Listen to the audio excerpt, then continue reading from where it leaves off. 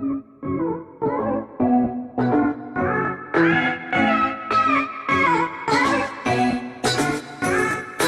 हमने बायोलॉजी में आपको बताया था कि मनुष्यों में किनके द्वारा रोग होते हैं।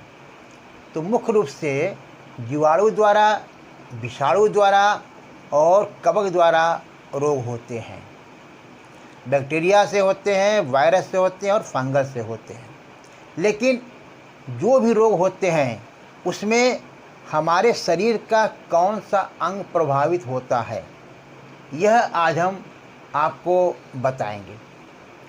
जैसे कि बैक्टीरिया के द्वारा अगर रोग हो रहा है, बैक्टीरिया द्वारा रोग हो रहा है तो उस रोग में हमारे शरीर का कौन सा अंग प्रभावित होगा। जैसे बैक्टीरिया के द्वारा होता है निमोनिया रोग। जो निमोनिया रोग है वह हमारे शरीर के फेफड़े अंग, जो फेफड़ा होता है, उसको प्रभावित करता है। निमोनिया से हमारे शरीर का जो फेफड़ा है वह प्रभावित होता है, क्योंकि फेफड़ों में संक्रमण फैल जाता है, फेफड़ों में जल भर जाता है और सांस लेने में परेशानी होती है और कभी कभी तेज़ बुखार भी हो जाता है। यह निमोनिया के लक्षण हैं जो बैक्टीरिया के द्वारा होता है, हमारे सबसे ज़्यादा फेफड़ा को प्रभावित करता है। फिर आया अगला टिटनेस। जो टिटनेस रोग है वह तंत्रिका तंत्र और मांसपेशियां को प्रभावित करता है, क्योंकि हमारे शरीर में बार बार झटका लगता है और जबड़ा, हमारे जो जबड़ा है वह नहीं खुल पाता है, जबड़ा खुलने में परेशानी होती है और यहाँ तक कि बेहोशी भी हो जाती है। यह टिटनेस रोग के कुछ लक्षण हैं और उनसे हमारा तंत्रिका तंत्र और मांसपेशियां प्रभावित होता है। अब बॉट्यूलिज्म, यह क्या है? इसको हम कहते हैं फूड पॉइजनिंग। कभी कभी भोजन जब हम करते हैं उसमें प्रदूषित हो जाता है भोजन, या भोजन खराब रहता है, फिर भी हम भोजन ग्रहण कर लेते हैं, उसको फूड पॉइजनिंग कहते हैं। उससे हमारे शरीर का तंत्रिका तंत्र प्रभावित होता है। इसमें सांस लेने में परेशानी भी होती है और कभी कभी ऐसा होता है कि वोमिटिंग, उल्टी और सांस लेने में परेशानी होती है। यह फूड पॉइजनिंग की लक्षण है। फिर आया मियादी बुखार। मियादी बुखार में यह तो मुख्य रूप से आंत का रोग है। इसमें ज्वर रहता है, ज्वर काफ़ी दिन तक रहता है और कभी कभी ऐसा होता है कि आंत में छेद भी हो जाता है अगर उचित समय पर इलाज शुरू न करें तो। यह हमारे मियादी बुखार के लक्षण है।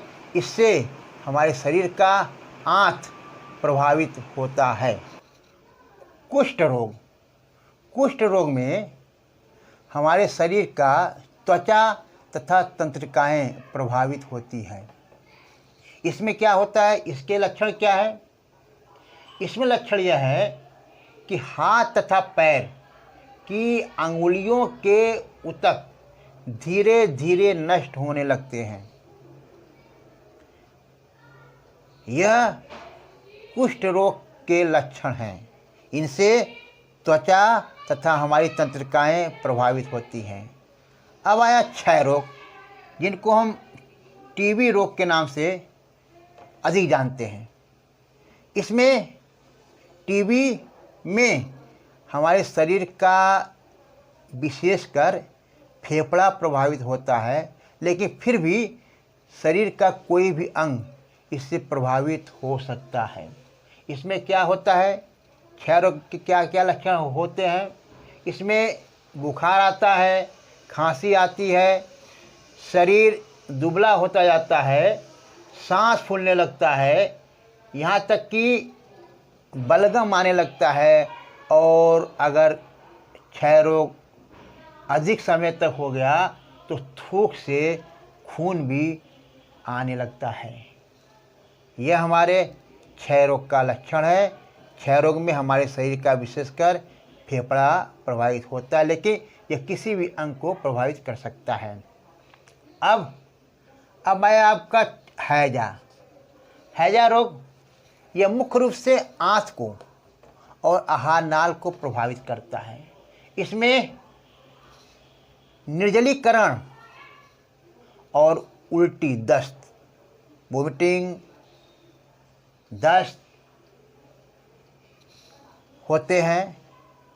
यह हमारे हैजा रोग के पहचान है, लक्षण है। लेकिन इससे आंत और आहार नाल हमारा प्रभावित होता है। डिप्थीरिया में हमारे शरीर का सांस नली यह प्रभावित होता है। इसके क्या लक्षण होते हैं? इसमें तेज बुखार और सांस लेने में परेशानी होती है और दम घुटने लगता है।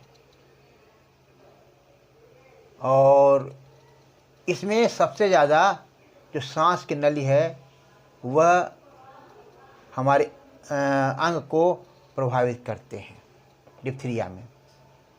अब आया काली खांसी।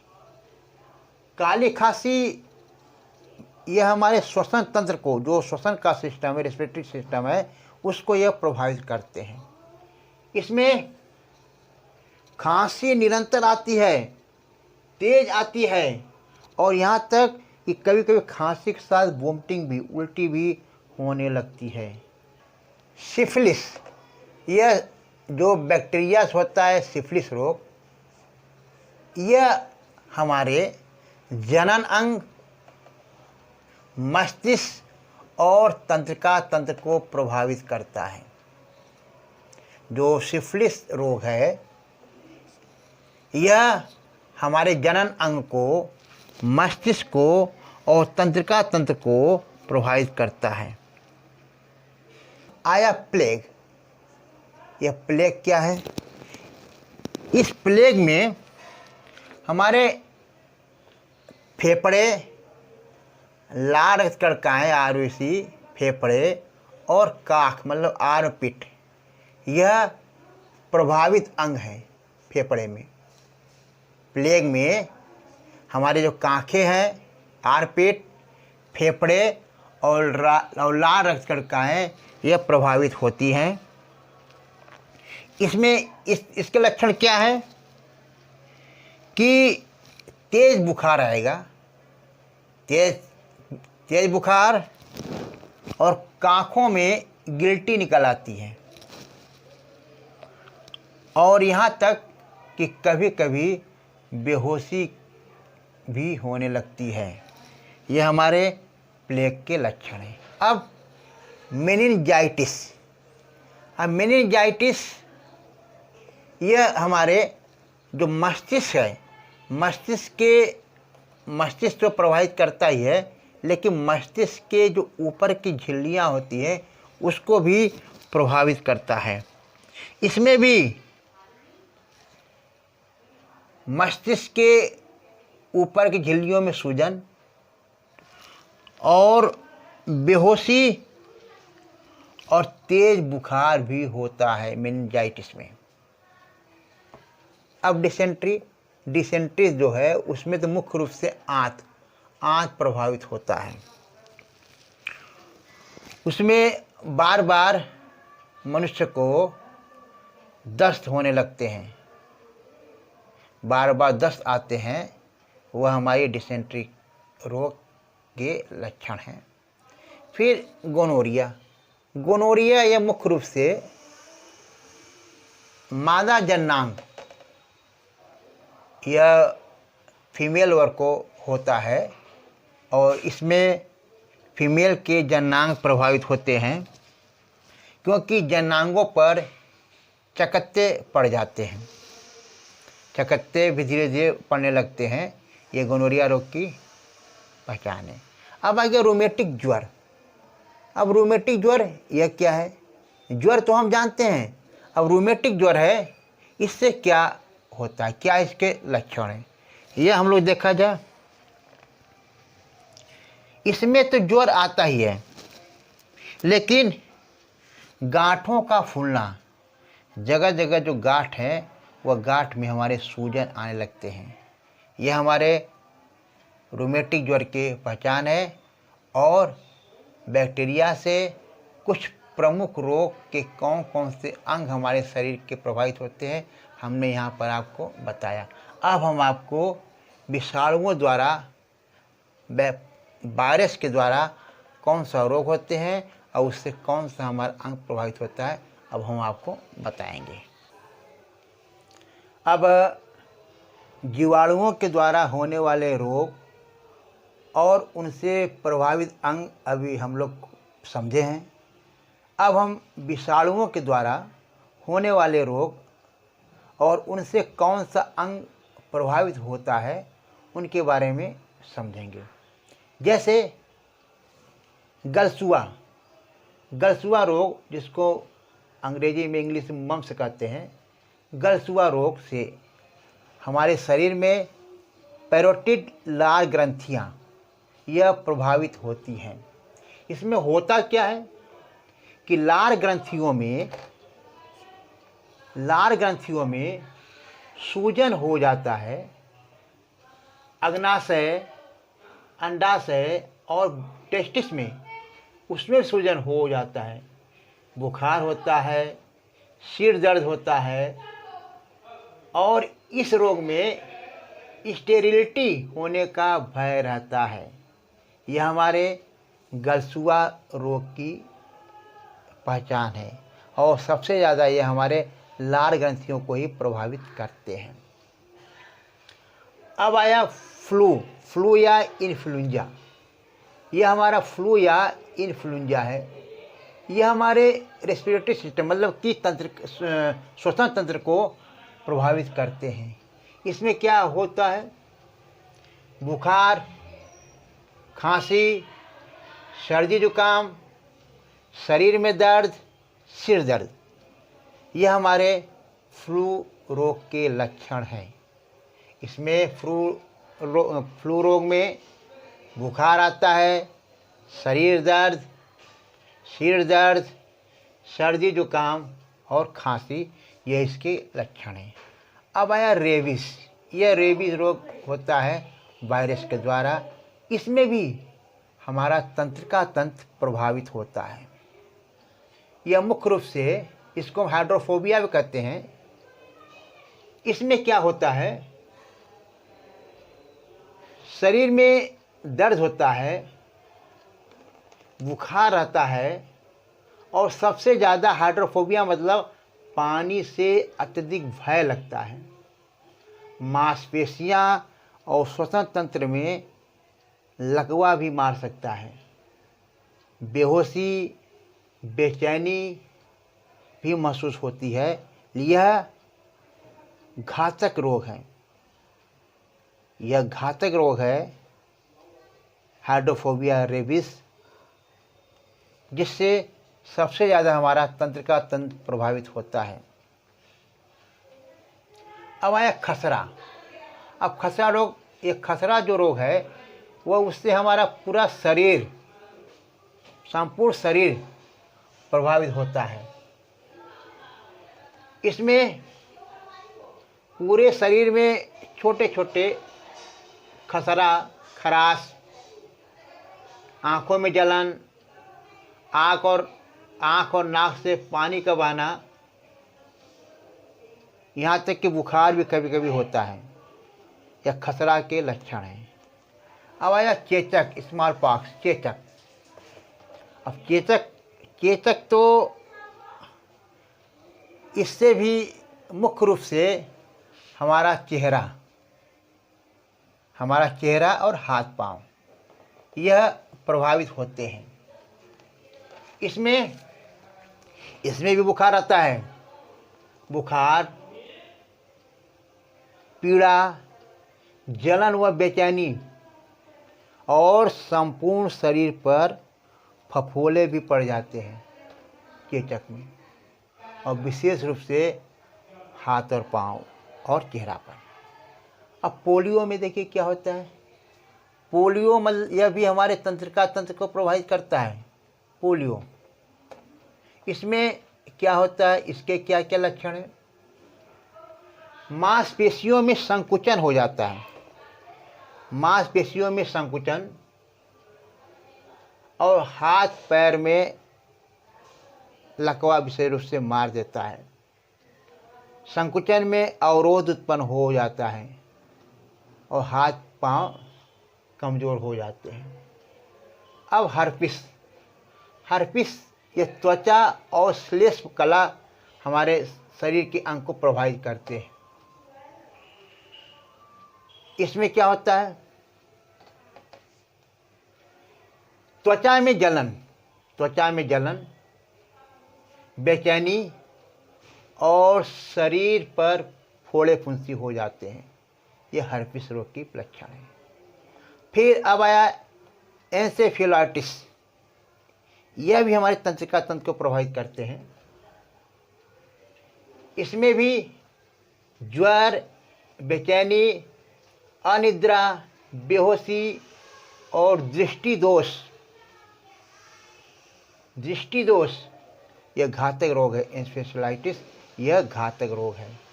और रोहे को ट्रेकोमा भी कहते हैं इस रोग को। यह हमारे आँख का रोग है, नेत्र को प्रभावित करता है। इसमें नेत्र में सूजन हो जाता है, जलन होता है और आँख से पानी बराबर गिरता है, और यह हमारे आँख को प्रभावित करता है। ये सब जो रोग हैं और रोग से प्रभावित अंग है, यह विशेष रूप से विषाणुओं द्वारा यह रोग उत्पन्न होता है, और इस रोग से हमारे शरीर का यह अंग प्रभावित होता है। बैक्टीरिया, वायरस के बाद अब फंगल द्वारा होने वाले जो रोग हैं उनके बारे में हम आपको बता रहे हैं कि उनसे कौन सा अंग प्रभावित होता है। जैसे सामान्य नाम है एस्परजिलस आर्ती। इससे हमारे कान और फेफड़ा यह प्रभावित होते हैं।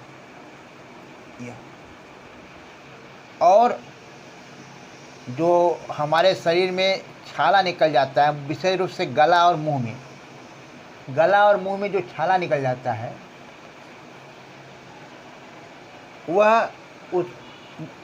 वो भी फंगल के द्वारा ही होता है। जो छाला निकलता है, हम उसको समान नाम कहते हैं कि छाला, गला में और मुंह में छाला निकल गया, वह भी फंगल के द्वारा ही होता है। क्रिप्टोकाकस्ता यह स्नायु तंत्र को प्रभावित करता है। परागत ज्वर यह हमारे समस्त शरीर को, एथलीट फुट यह पैर को, कभी कभी हमारे पैर भीग जाते हैं, पानी लगने लगता है और उससे पैर में फंगल के कारण पैर में दर्द होने लगता है और उस जगह पर कुछ छाले निकल जाते हैं, वो होते हैं पैर में। फिर दाद, और जो दाद होता है, दाद विशेष रूप से हमारे त्वचा को ही प्रभावित करता है। आज हम लोग बैक्टीरिया, वायरस और फंगल के द्वारा जो रोग होते हैं उनसे हमारे शरीर का कौन सा अंग प्रभावित होता है उसके बारे में समझे। और इसके पहले हमने आपको बताया था कि बैक्टीरिया, वायरस और फंगल से कौन कौन से रोग होते हैं। आज हम लोग उन रोगों से कौन सा अंग प्रभावित होता है उसके बारे में समझें। और आप लोग भी कहीं उसको अच्छे ढंग से कापी पर नोट कर कर बराबर उसको याद करिए। और लॉकडाउन में आप लोग घर से अध्ययन कर रहे हैं, आप लोग को पढ़ाया जा रहा है, इसलिए उसको बराबर कापी पर नोट करके याद करिए। और जब ऑफलाइन होगा, जब स्कूल आप लोग आना शुरू कर देंगे, तब आपसे ये पूछा जा सकता है, इसलिए बराबर याद करते रहिए। धन्यवाद।